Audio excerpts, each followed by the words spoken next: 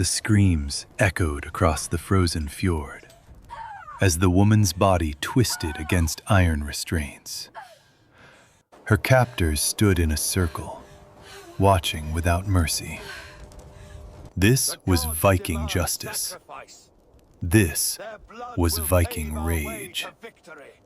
And for women who broke their laws, betrayed their trust, or threatened their honor, death was never quick. They had the blood eagle. They had the drowning pit. They had methods so horrifying that historians debate whether they were real or myth. But the archaeological evidence doesn't lie. The sagas don't forget. And the bodies buried in twisted positions, bones shattered and marked with torture, tell us everything we need to know. These weren't just executions. They were statements carved into flesh. 6 methods, 6 nightmares. And by the end, you'll understand why Viking women feared their own people more than any foreign enemy. Because what comes next isn't folklore. It's history's darkest truth. Number 6. The Drowning Pit. The Vikings called it Kveldufur's mercy, a cold lie wrapped in freezing water. When a woman was accused of witchcraft, infidelity, or poisoning, the community gathered at the edge of the settlement. There, a pit had been dug deep into the earth, wide enough for a body, but too narrow to move. They filled it with ice-cold water from the nearest stream. The condemned woman was dragged forward, her hands bound behind her back with leather cords that cut into her wrists. No trial, no final words. The elders had spoken. She was forced to her knees at the edge of the pit, and then pushed face first into the water. Her body plunged beneath the surface, the shock of the cold stealing her breath instantly. She thrashed, she kicked, but the water was deep, and the walls were slick with mud. Above her, the villagers watched. Some prayed to Thor, others spat curses. If she drowned quickly, the gods had judged her guilty. If she somehow survived, clawing her way back to the surface, gasping and choking, they pulled her out only to throw her back in again. And again, until her lungs filled, until her body stopped fighting. They left her there, face down in the pit. A warning to every woman who dared step out of line.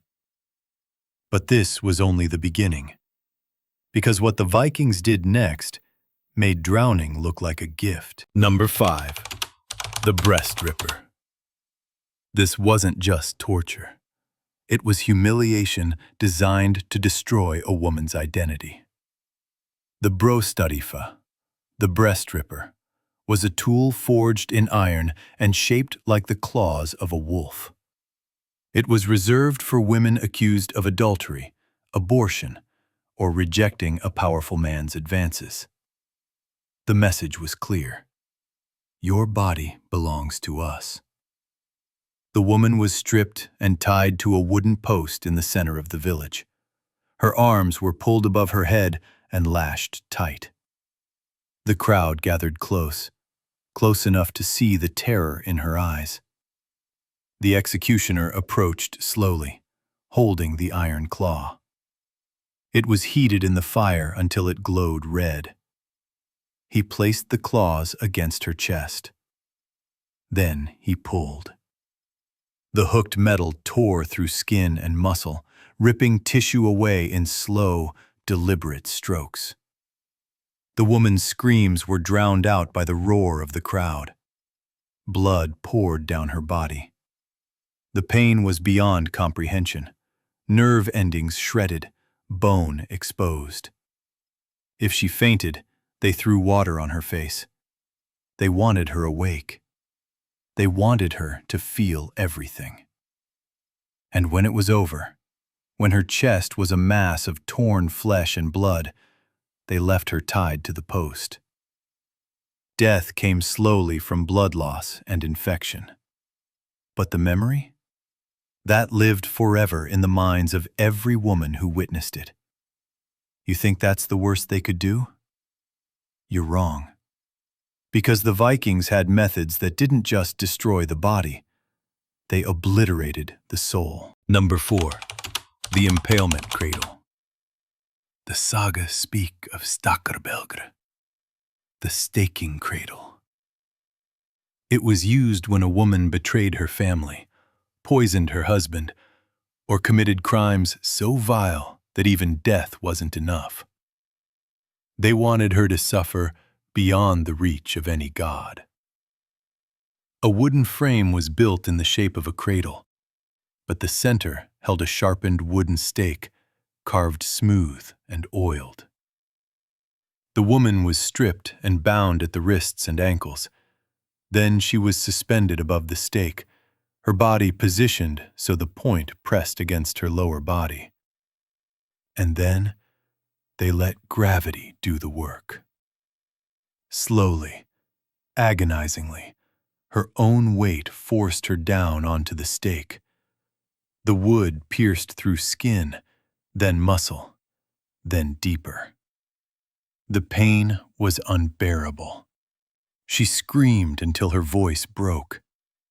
Blood ran down the wood in thick rivers. The crowd watched as the stake moved higher inside her body, inch by inch, tearing through organs. It could take hours, sometimes a full day.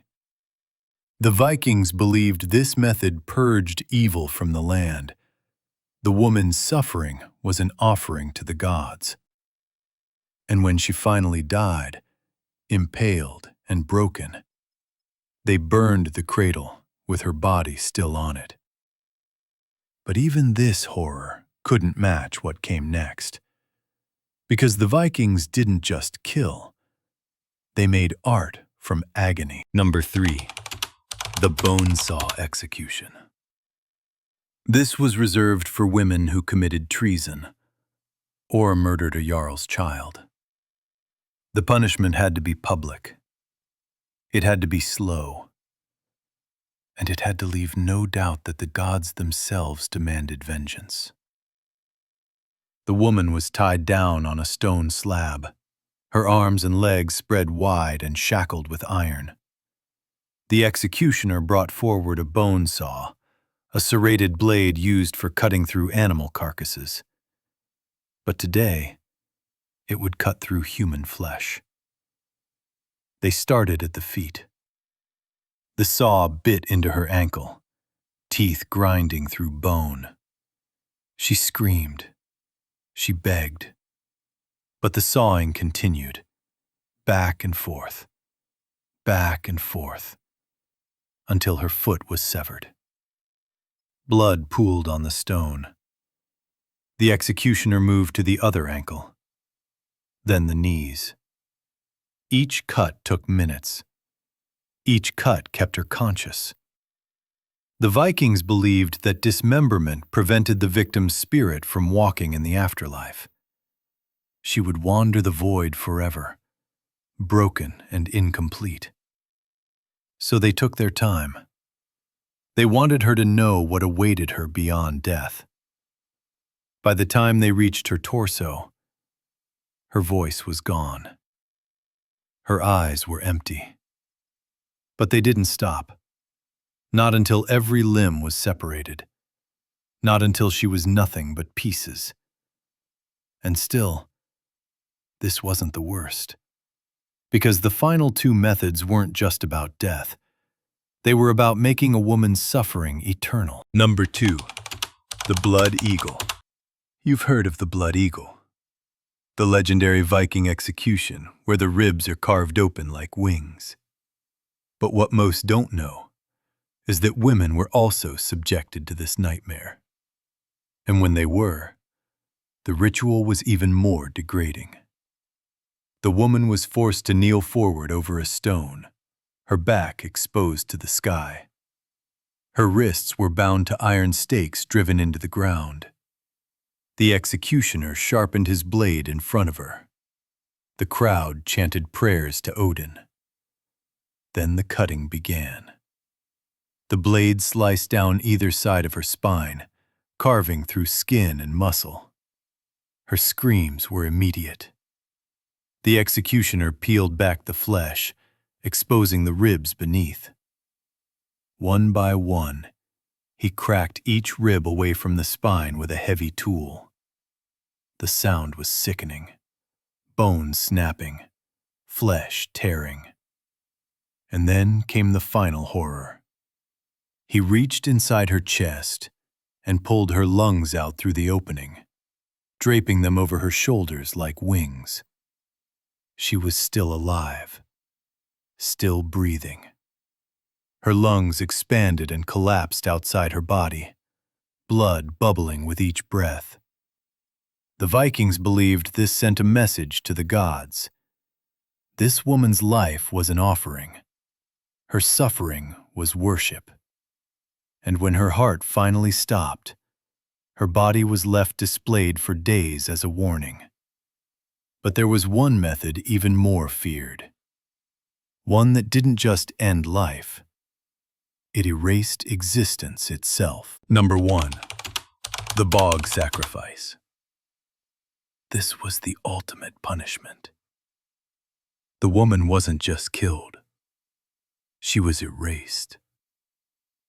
The bog was a gateway to the underworld, and those sent into it were believed to be claimed by the darkest spirits.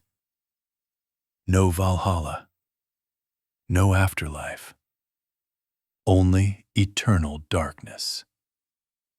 The woman was taken to the sacred bog at dawn. Her crime? It could be anything the chieftain declared. Witchcraft, blasphemy, refusing marriage. It didn't matter. Once condemned, she was already dead in their eyes.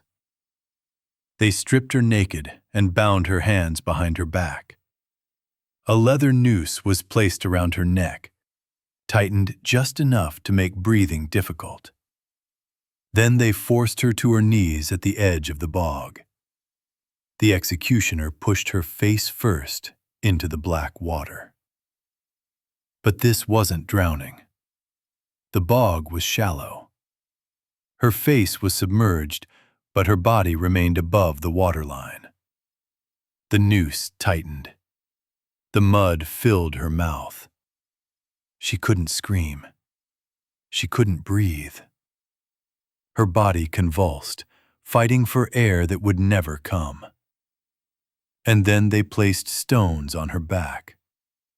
Heavy, crushing stones that pressed her deeper into the mud. Her ribs cracked. Her lungs collapsed. The bog swallowed her slowly, inch by inch, until she disappeared beneath the surface. Her body was left there. The bog preserved her perfectly. Skin, hair, even the terror frozen on her face. And centuries later, archaeologists would pull her from the earth, still bound, still strangled. A silent witness to Viking brutality. These weren't myths. These weren't legends whispered around campfires. These were real methods used by real people on real women. The Vikings didn't just conquer with swords and ships. They ruled through fear, through pain, through torture so horrifying that even speaking of it could bring punishment. We like to romanticize the Vikings. We call them warriors, explorers, heroes. But the truth is darker, colder, and preserved in the bones of women who never had a voice. This is the dark side of human history the world tries to forget. If you want more real execution stories and forbidden history, subscribe to Execution Stories. because the past isn't dead. It's buried, and we're digging it up.